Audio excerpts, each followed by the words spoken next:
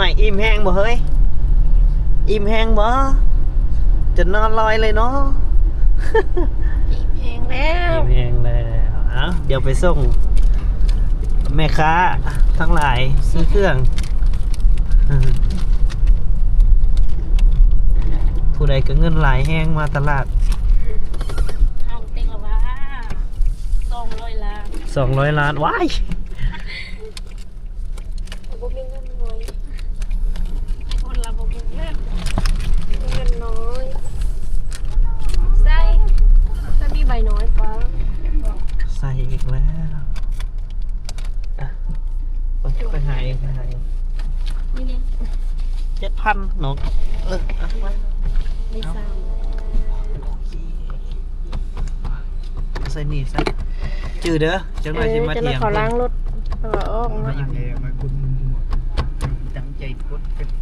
น้องสิตาอยู่มึงว่า เบิ่งคุณนี่ ค่าเข้าตลาด 7,000 เขาไม่เห็นอยู่ รถมันก็บ่เห็นหยังเลยเนี่ยมันขี้ฝุ่น คิดเพิ่งแห้งขนาดสายลุย อยากได้คำนี่นะอยากได้คำ ได้แต่คำเว้าคำว่าฮัก ได้เวรคนฮะว่า เอาอีกแล้ว อยากได้ เอาไปเฮ็ดหยังไง อยากเอามาใส่ ไปแล้วมันก็ยังได้ขายคือเก่าเลยเฮ้ยยามมันบ่มีอ่ะเอาลุกซื้อรับประกันตัวเองไว้เนาะลงไปเลยเด้อทุกคน ให้เขาไปยุ่งใส่ เลาะแทนนี้ละ ไปเลยเตียง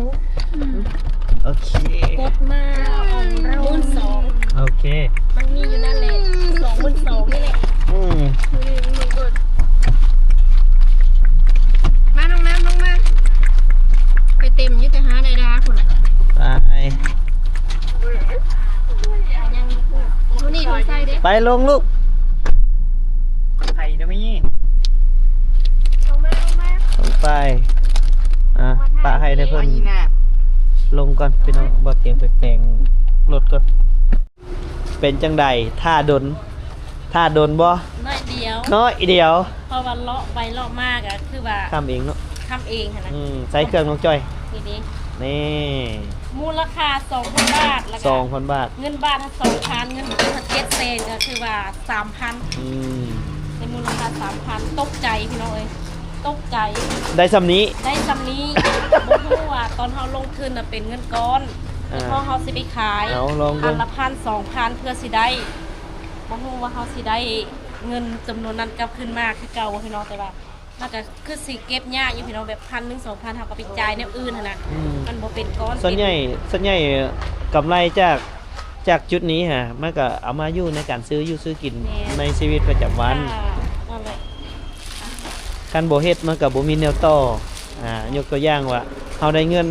ก้อนน้อยๆหนึงมา ถ้าเฮาบ่เฮ็ดแบบนี้มันก็บ่มีแนวต่อเอาไปซื้อกินมื้อนึงมันก็หมด แม่นเบิด แต่อันนี้หมดคือกันแต่ว่าหมดนานหมดกว่าว่าซั่นซะ หมุนไปตลอด หมุนคือกงล้อขึ้นเลย ขึ้นเลย ขึ้นเลยขอบใจโอ้ยโดยนี่เครื่องแน่บ่โอ้อยู่กวนพันในเหรอบ่เคยไปอยู่ปงมื้ออื่นเดี๋ยวมาถามเบิ่งน้องน้ำสบายดีถ้าโดนบ่ได้โดนปานใดเนาะมีเครื่องลิ้นอยู่เนาะก็เลยบ่โดนเนาะแม่เด้แม่อยู่ไสแม่อยู่ไสแม่ไปไสคักบ่ลิ้นอยู่นี่คักบ่ไปไสต่อไปบิ๊กซีไปเซเว่นหรือไปเซ็นเตอร์พอยต์ไปไสไปเซเว่นไกลเซ็นเตอร์พอยต์เด้เนาะเดี๋ยวไอ้พ่อไปส่งอยู่หั่นแล้วลูกลงท่าหั่นเด้อเอาพี่น้องมาฮอดละแต่ว่ายังบ่เห็นอ้นอยู่เนาะนี่เดี๋ยวของน้องคนไปซอยเพิ่นไหมนี่อึ๊บโอ้ตัวนี้นักสมควรอยู่ได้อึ๊บ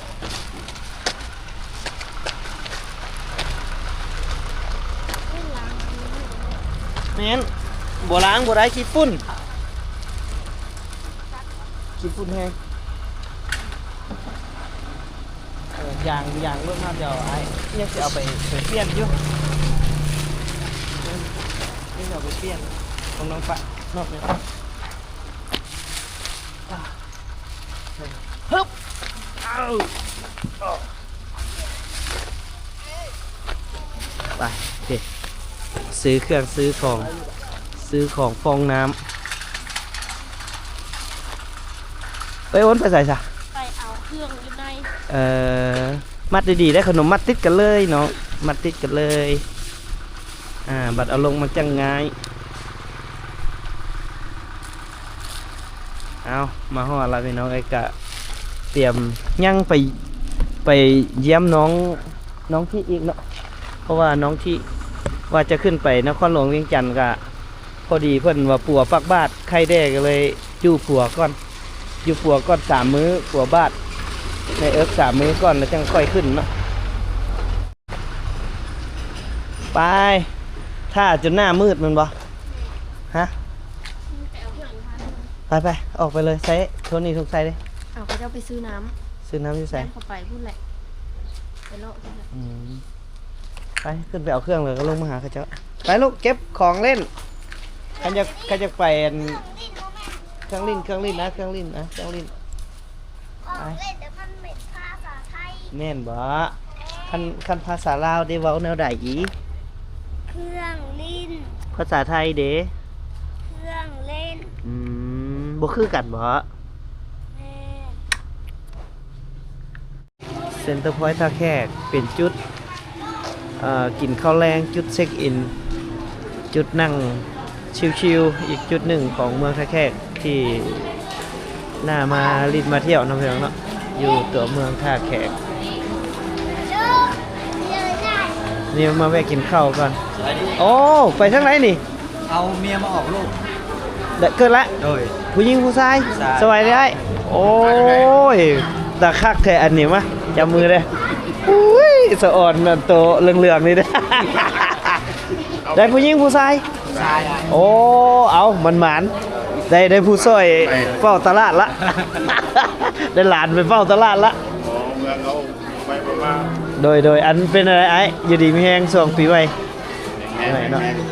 อันนี้กับเมียอยู่นี่มาถ่ายอยู่นี่ตลาดโอ้บุกไอ้ค้า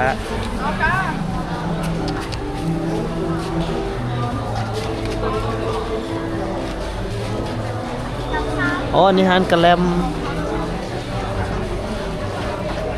เย็นบ่กระแลมเย็นอยู่บ่ลูกบ่ตามหมู่นี่ป้าตัวสะอ่อนมีแต่คนงามๆแท้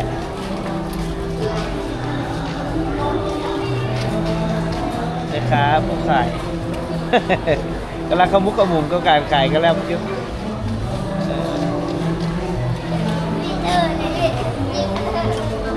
ไปเดี๋ยวเรามาต่อพี่ทางพี่เดี๋ยวแวะกินข้าวกันจักเล็กจักน้อยจักคือใส่นอไกลๆห้องน้ำนะเพื่อนนะจนเครื่องเล่นพี่บอกเพื่อนอันนี้ตามหาเมียกันโอ้ผู้สาวเจออยู่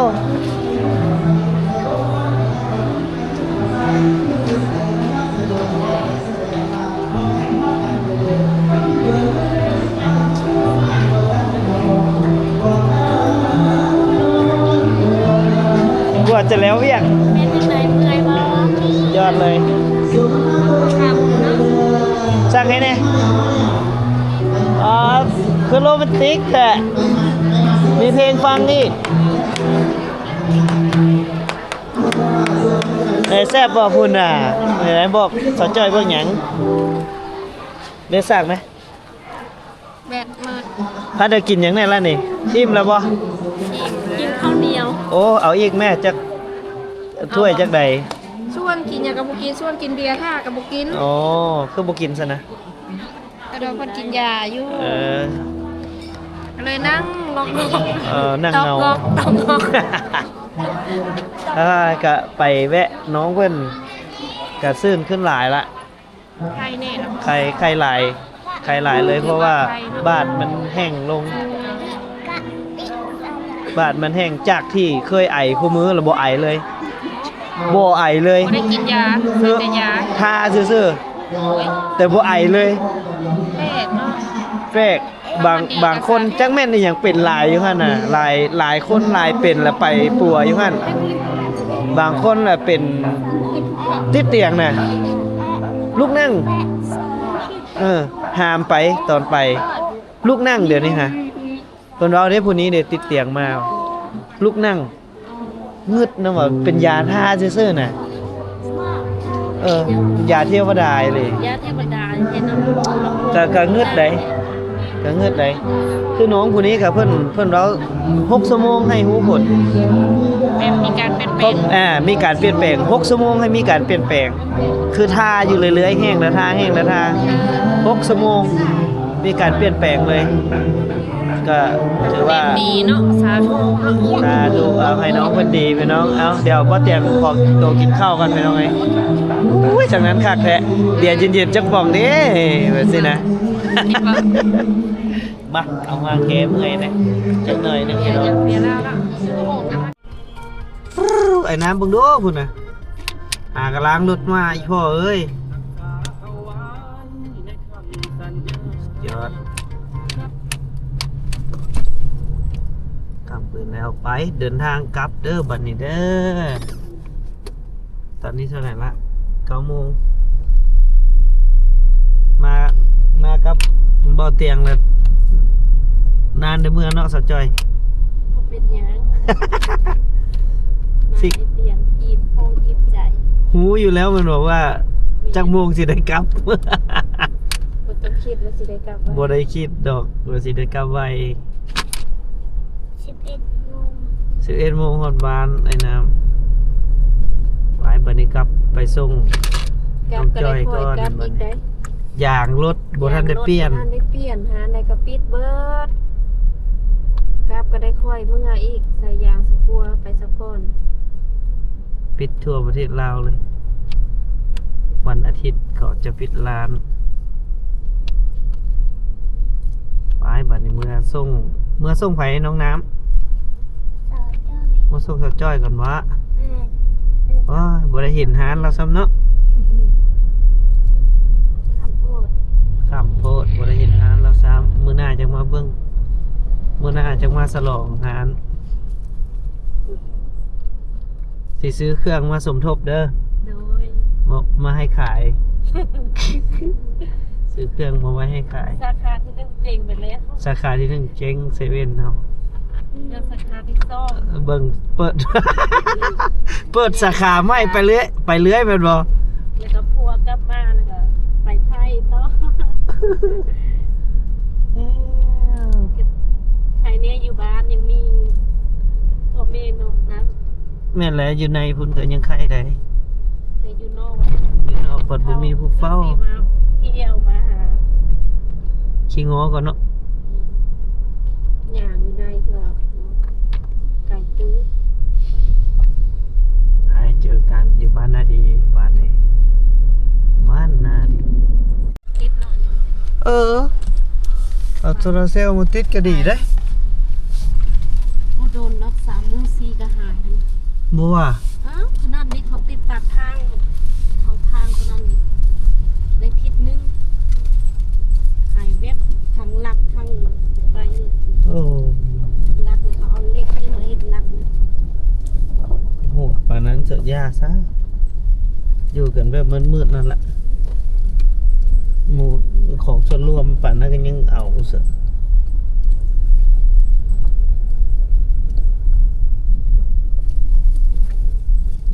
บ่มีไปสืบได้เนาะคันสืบก็เรียนได้หั่นแหละทำลายของส่วนรวมจับติดคุกจัก3 เดือน ว่าแม่นมุ้งเห็นนอนเพราะเหือน เข้าไปในเลยบ่น้องจอยเข้าไปในเลยบ่หรือว่าจังได๋ ปวดปวดเบาน้ำ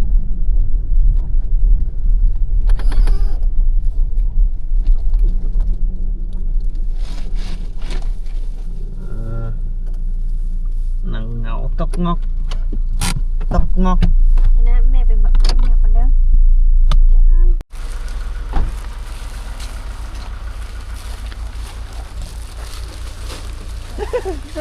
ทานทีเลยได้อันนี้กัน ตัวนี้หนักนี่เอา เออ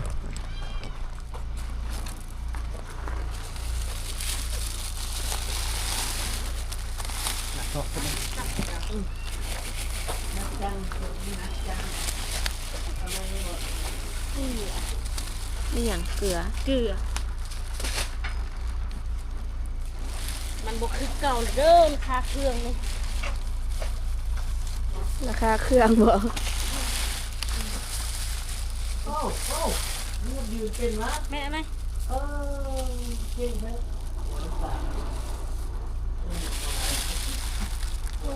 ไอเตียงเอายอใส่แล้วนะ เอ้า มันเครื่องเต็งน่ะ ไป นั่นแหละยังบ่ มันนั่นแหละฉันนั่นละ มันเป็นว่ายังไงละเอามันหลายน้ำติดรถเนาะ เบิ้ลระบบแม่นมันโต๊ะบ่ นี่เอาตัวนั้นลงมาพี่ ตัวไหน ตัวนั้นเอาลงมาพี่ มันบ่โต๊ะนะเห็นเสื้อผมแน่บอกแล้วว่ามันบ่โต๊ะโอ้มันบอกเนาะเกือบเนาะ ม เบิ้ลแล้วเนาะน่าจะเบิ้ลแล้วโอ้ยน้ำเกิดเย็นแท้แมวแมวก็ได้มองน้ำตาในยืนได้โอ้ยนี่เห็นเนาะ อืม หมอดำยืนด้วยยืนโมเป็นหมอดำเห็นบ่ตายบัดนี้กลับคำล่ะเมื่อฮอดพุ่นกันน่าจะเท่าไหร่วะจังงงจะตอนนี้ก็10 โมงยังละ แม่ น่าจะ11 โมง 11:30พุ่นล่ะ 11 โม ป ง ล่อย ครึ่ง เมื่อเด้ ฮอด งานน้ำรถ เอาเดี๋ยวไอ้เมื่อกันเลยเด้อมา อย่า ครับ อย่า ครับก่อนเอาไปซื้อขนมก็ อ๋อไอเตียเลย เออ ลายเธอนอนสิเอาน้องออกกับอายลายแล้ว ไป ลายเธอตลอดพี่น้อย ไปกัน ลา บ๊าย ย บาย เธอที่มาแล้วสอนเจ้าเลย ไปเด้อ ขอบใจเตียงลายเด้อ